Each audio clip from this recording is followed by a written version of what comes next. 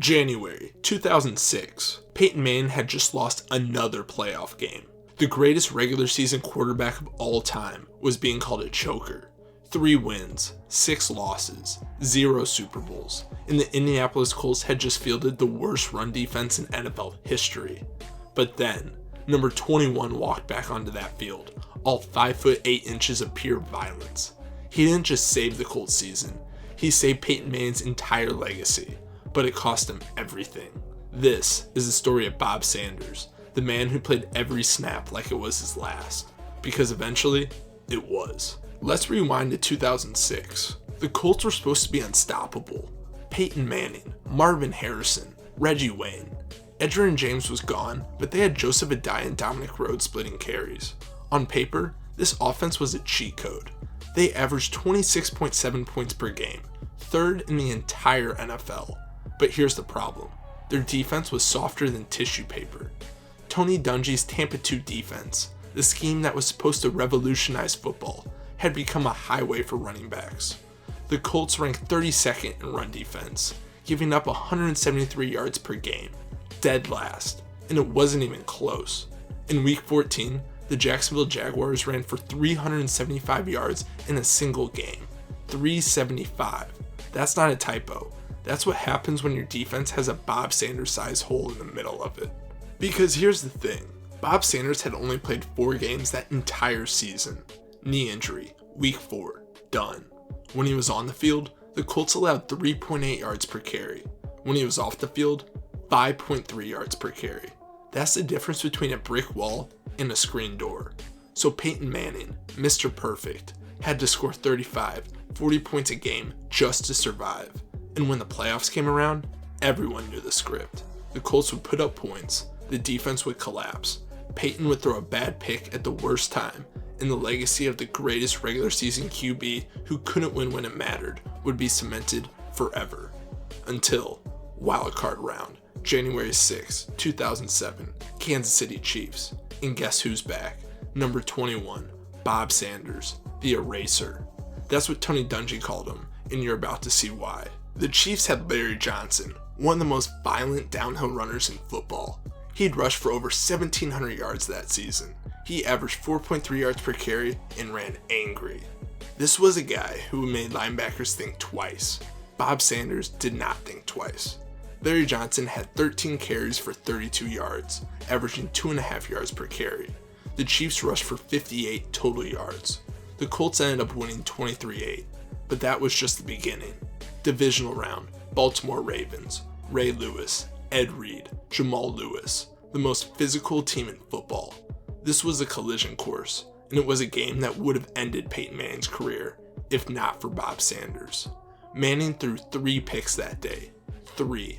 Under normal circumstances, the Colts lose that game by 20. But these weren't normal circumstances, because Bob Sanders played like a man possessed.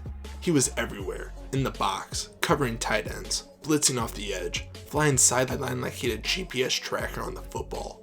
Final score, Colts 15, Ravens 6. Baltimore scored 0 touchdowns. And just like that, the Eraser lived up to his name. He erased Peyton's 3 interceptions. He erased the soft defense narrative. He erased the doubt. Next up, the New England Patriots. 4th quarter, Patriots driving to ice the game. Sanders deflects a pass on 3rd down. Peyton gets the ball back. Touchdown. Colts win. 2 weeks later, Super Bowl 41. Sanders forced a fumble, intercepted Rex Grossman in the 4th quarter. Colts 29, Bears 17. Peyton Manning finally had his ring. The narrative flipped overnight. No more choker, no more can't win the big one. But here's what nobody talks about. Bob Sanders played 1 month of football and saved an entire legacy. So what did he do for an encore? He stayed healthy. 15 games, the most he'd ever play in a single season, and he destroyed the league. 96 tackles, 3.5 sacks, 2 interceptions, 6 pass deflections. But the stats don't tell the whole story. With Sanders on the field, the Colts allowed just 16.5 points per game, the number 1 defense in football. Running backs averaged 3.8 yards per carry. Without him, 20.6 points allowed per game, 15th in the league. Running backs gashed them for over 5 yards a pop. You're looking at the difference between a dominant defense and a mediocre one. one player, one safety, 5'8". January 7, 2008, Bob Sanders was named AP Defensive Player of the Year. He got 31 out of 50 votes. It wasn't even close. He became only the fourth safety in NFL history to win the award, and the first Colt ever. Tony Dungy called him the Peyton Manning of the defense. But here's the thing about playing like Bob Sanders. There's a cost. Bob Sanders didn't just tackle people. He tried to send them into another dimension. He played every single snap like it was 4th and goal in the Super Bowl, and his body couldn't take it. In 8 NFL seasons, Bob Sanders started just 48 games. That's 6 games per year. He spent more time in the trainer's room than on the field. And it wasn't because he was reckless. It was because he refused to play any other way. Tony Dungy once said, Bob Sanders doesn't know how to go 90%. If he's on the field, he's going 100. And that's what makes him great, and what ended his career. In 2011, he signed with the San Diego Chargers. One last shot. He played 2 games, knee swelling, season-ending injury.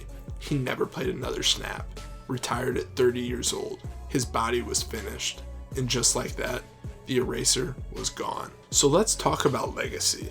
Peyton Manning is a first ballot Hall of Famer. 2 Super Bowls, 5 MVPs, greatest regular season quarterback of all time. But does he get that first ring without Bob Sanders? No, he doesn't. Bob Sanders played just 50 career games. Ed Reed, 174 games. Troy Polamalu, 158 games. Brian Dawkins, 224 games. But in those 50 games, Sanders did something none of them could do. He single-handedly transformed the worst defense in football into a championship defense. The numbers don't lie. When Bob Sanders was on the field, the Colts were unstoppable. So is he a Hall of Famer? Probably not. The voters care about longevity. They care about 10-year primes and cumulative stats. But should he be? If we're measuring greatness by peak, by the highest level a player ever reached, then Bob Sanders is one of the 5 best safeties to ever play the game. He didn't have a long career, but for 3 years, 2006, 2007, and those playoff games, he was inevitable. The Colts should have retired his number.